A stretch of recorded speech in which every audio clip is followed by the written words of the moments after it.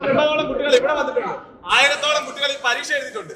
അതിലേതെങ്കിലും ഒരു ഒറ്റ വിദ്യാർത്ഥിയുടെ അഭിപ്രായം ചോദിച്ചിട്ട് നിങ്ങൾ തീരുമാനം എടുത്താന്നുണ്ടെങ്കിൽ ഞങ്ങൾ ഏവരും കൈയടിച്ചാൽ സാധനം ചെയ്തത്. പോലീസ് കംപ്ലൈന്റ് കൊടുക്കാൻ ഇത്രയും കാലതാമസമാണ്. 1.5 മാസം എടുത്തു.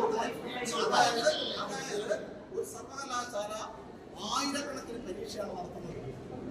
അപ്പോ ആയിരക്കണക്കിന് പരീക്ഷ കൃത്യമായി നടത്തി അതിന്റെ റിസൾട്ട് പബ്ലിഷ് ചെയ്ത് അതിന്റെ റീവാലുവേഷൻ റിസൾട്ട് പബ്ലിഷ് ചെയ്ത് മുന്നോട്ട് പോവുകയാണ്.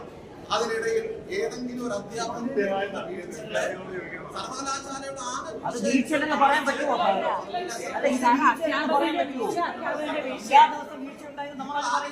പക്ഷെ സർവകലാശാലയുടെ വീഴ്ച സർവകലാശാല വീഴ്ചയാണ്. ഞങ്ങൾക്കൊരു ആഗ്രഹവുമില്ല. ഞങ്ങൾക്ക് ഒരു ആഗ്രഹമില്ല.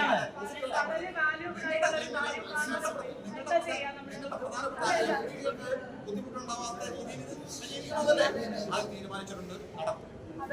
അതാണല്ലോ കുട്ടികൾക്ക് ബുദ്ധിമുട്ടാണെന്ന് അവര് പറയുന്നത്. അല്ല സാർ, നിങ്ങള് ഞാൻ പറയട്ടെ, ഒരു വാല്യൂബിൾ ആയിട്ടുള്ള ഒരു സാധനം കാണാതെ പോയി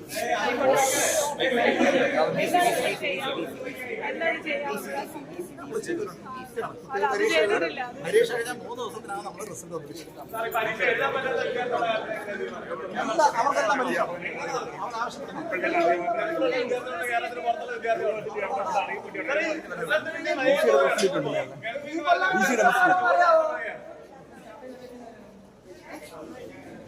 നിങ്ങൾ അന്നെടുത്ത തീരുമാനം, അന്ന് പരീക്ഷ നടത്തി, അന്ന് നിങ്ങൾ മീറ്റിംഗ് വിളിച്ച് അതിനെടുത്ത തീരുമാനം ഇന്ന് വീണ്ടും അത് തന്നെ നടത്താനാണെങ്കിൽ ഇന്ന് ഇങ്ങനെ പ്രവർത്തനം നടത്തുന്ന കാര്യം എന്തായിരുന്നു? ഇത്രയും വിദ്യാർത്ഥികൾ കേരളത്തിൽ ഇത്രയും പേരൻസ് നോക്കിയിരിക്കുമ്പോൾ ഇത്രയും മാധ്യമങ്ങളെ വിളിച്ചു വരുത്തി നിങ്ങളൊരു മീറ്റിംഗ് നടത്തിയെന്ന് പറഞ്ഞു.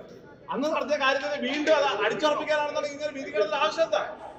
നിങ്ങൾ ഇത്ര വിദ്യാർത്ഥികളുണ്ട് ഇവിടെ, അവരോട് ചോദിക്കണം. കേരളത്തിലെ ഒറ്റ വിദ്യാർത്ഥിയുടെ അഭിപ്രായം ചോദിക്കാതെ എം പി ഇത്ര പിള്ളേർ എഴുതിയ കാര്യം ചോദിക്കാതെ എല്ലാവരും അധ്യാപകരുടെ തലയിൽ മാത്രം കൊണ്ടിട്ട്